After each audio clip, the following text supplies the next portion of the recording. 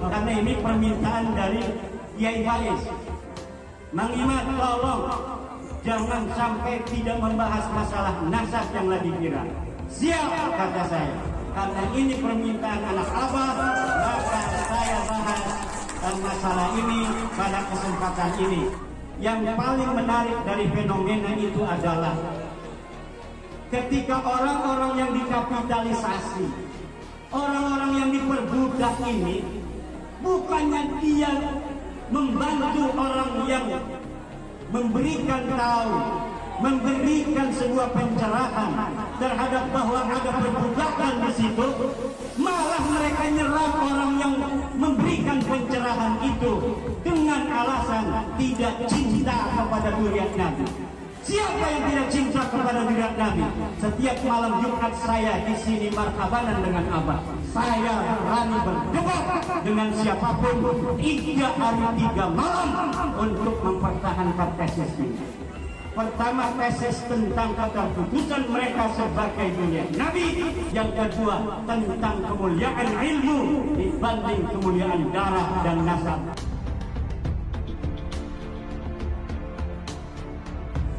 Kita di Kesultanan Banten, juga di Kesultanan Cirebon, memiliki 3 manuskrip. Antara satu manuskrip yang satu dengan manuskrip yang lainnya berbeda silsilahnya.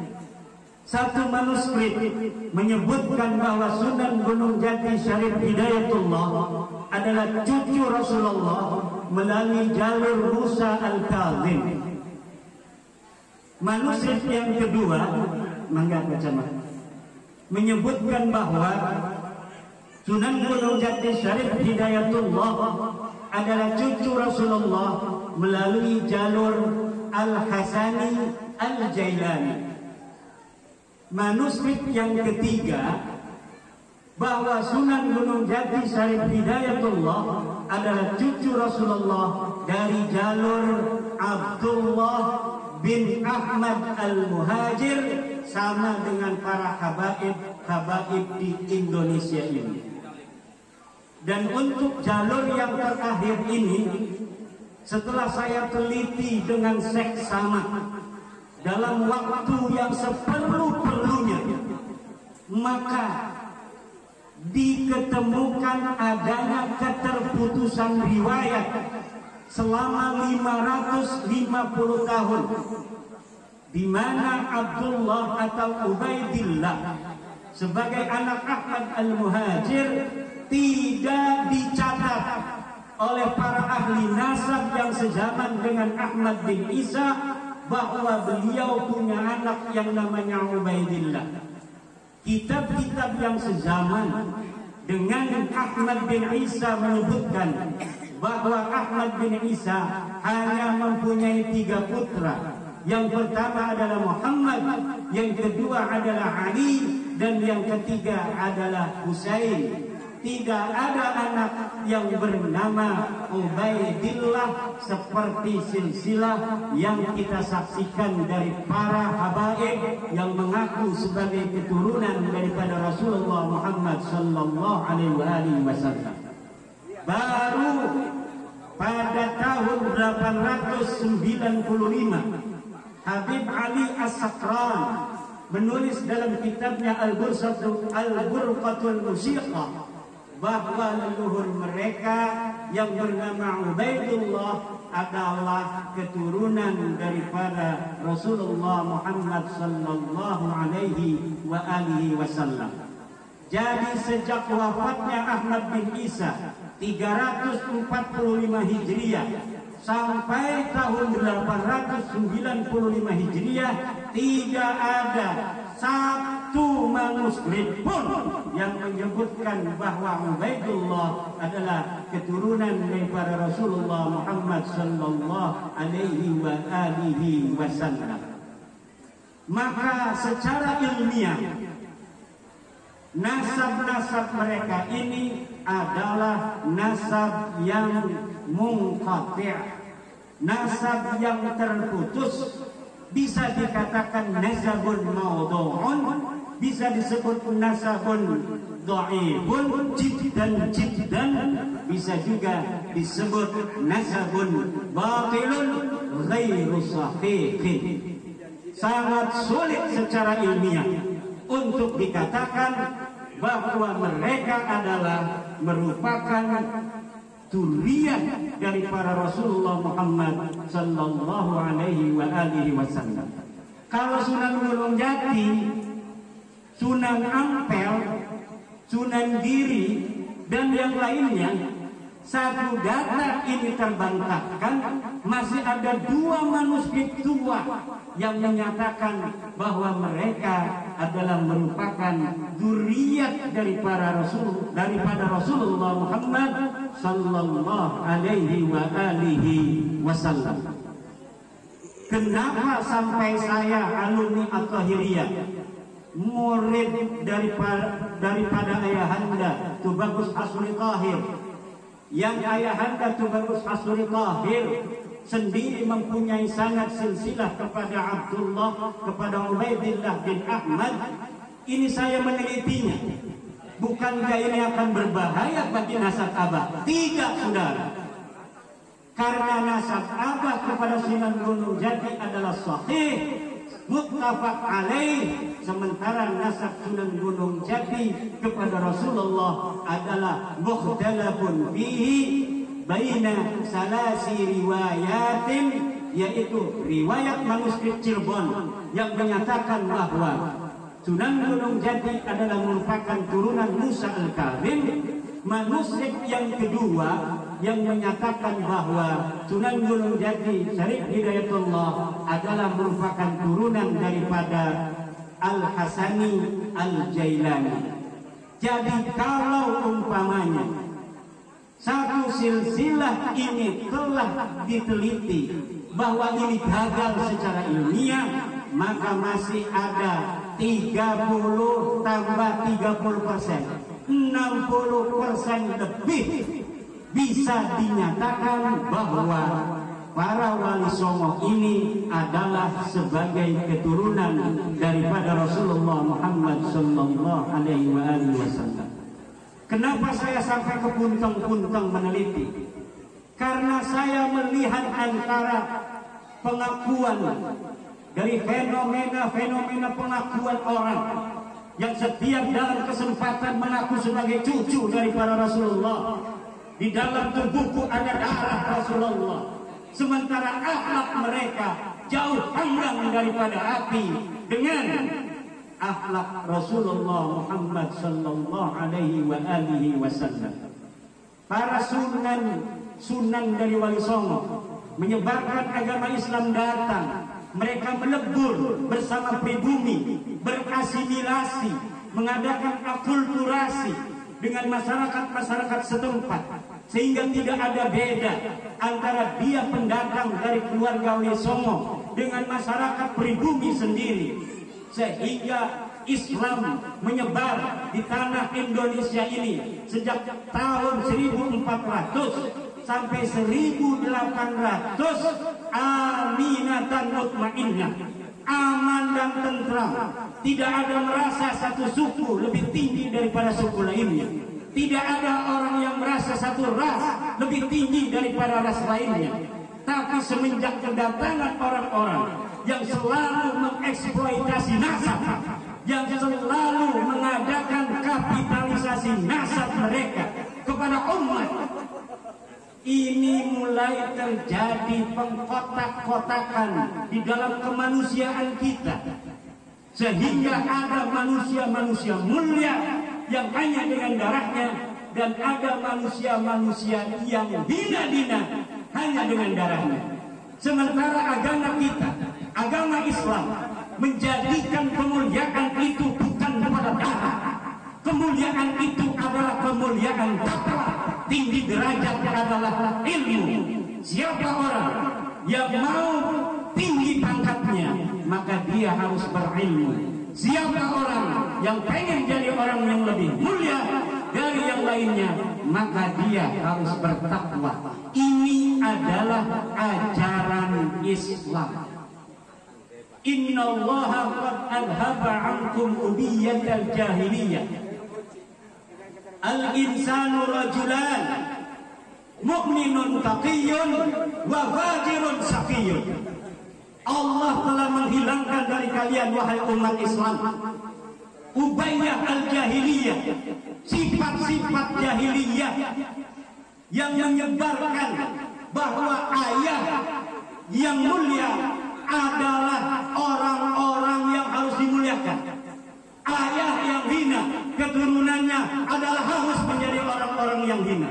Ini adalah ubayyah al-jahiliyah yang tidak boleh diterima oleh para santri dan harus dilawan. Kenapa?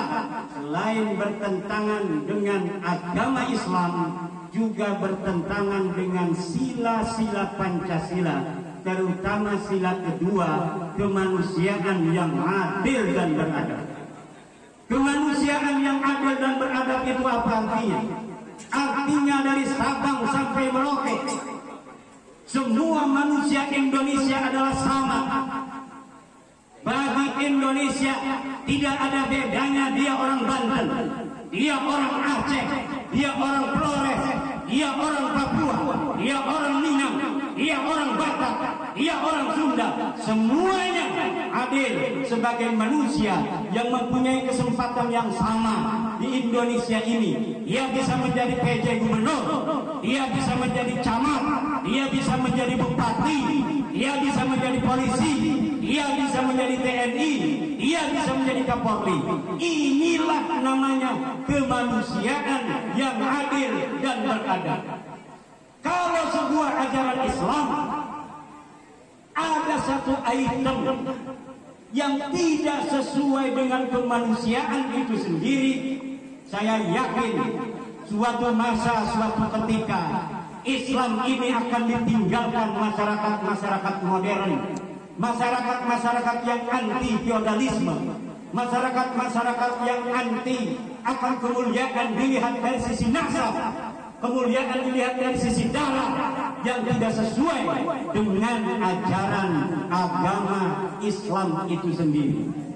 Yang paling menarik dari fenomena itu adalah ketika orang-orang yang dikapitalisasi, orang-orang yang diperbudak ini, bukannya dia membantu orang yang memberikan tahu, memberikan sebuah pencerahan terhadap bahwa ada perbudakan di situ, malah mereka nyerang orang yang memberikan pencerahan itu dengan alasan tidak cinta kepada zuriat Nabi.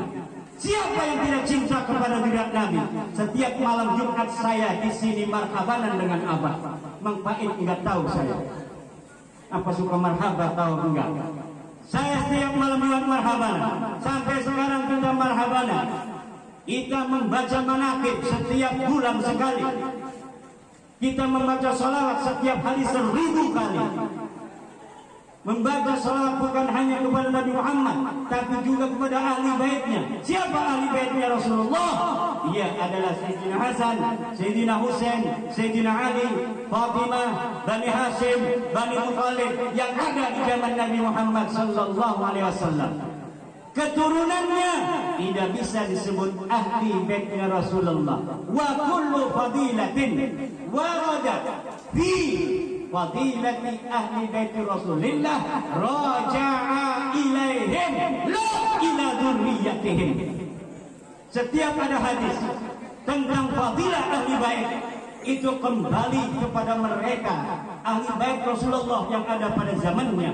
Tidak ada satu dalil pun yang menyatakan bahwa hadis-hadis itu untuk keturunannya yang ada hari ini. Dan saya siap berdebat live seluruh dunia dengan siapa saja untuk mempertanggungjawabkan kalimat saya bahwa tidak ada satu dalil hadis pun yang mewajibkan manusia untuk menghormati, mencintai keturunan Rasulullah.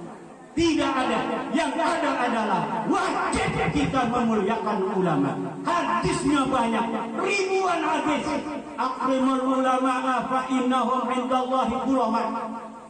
Ada enggak akrimu dzurriyyati fa innahum indallahi ulama? Tidak ada. Kalau ada yang menemukan hadis semacam itu, untuk memuliakan dunia, silahkan panggil saya dan kita takrib itu hadis. Apakah hadis betul? Apa itu hanya hadis maudhu, bikin-bikinan? Apa saja yang ada mereka ceramahkan dari fadilah-fadilah mereka yang mengaku cucu Nabi adalah hadis-hadis palsu atau hadis sahih yang maknanya dirampas oleh mereka dari ahli bait untuk diberikan kepada mereka sendiri. Saya berani berdebat dengan siapapun 3 hari 3 malam untuk mempertahankan tesis ini. Pertama, tesis tentang keterputusan mereka sebagai dunia Nabi. Yang kedua, tentang kemuliaan ilmu dibanding kemuliaan darah dan nasab yang tidak diajarkan menurut ajaran Islam daripada Al-Quran dan Rasulullah Muhammad SAW dalam sunnah-sunnah. Inilah para santri terutama At-Tahiriyah yang santri At-Tahiriyah ini murid Abah. Abah ini ngajinya orang-orang Mekah, sangatnya muttasil kepada ulama-ulama besar Mekah. Sayyid Amin Qutbi, Syekh Al-Masyar, Sayyid Maliki, Syekh Abbas Al-Maliki dan sebagainya, Syekh Yasin Padang dan sebagainya. Kita bukan diajarkan bagaimana membaca kitab, tapi kita diajarkan bagaimana menganalisa kitab. Mereka berpendapat dengan kaul Ibnu Hajar bahwa Ibnu Hajar telah menyatakan bahwa Ubaidillah sebagai cucu Nabi. Tahun berapa lahirnya Ibnu Hajar? Beliau adalah ulama abad 10, abad 9. Bagaimana abad 10, abad 9 orang yang ada pada abad itu menjadi saksi kelahiran dari orang yang ada di abad keempat? Tidak bisa. Ibnu Hajar orang besar, tapi dalam masalah nasab perlu dalil dan perlu referensi. Dan inilah yang tidak dapat mereka temukan sampai hari ini.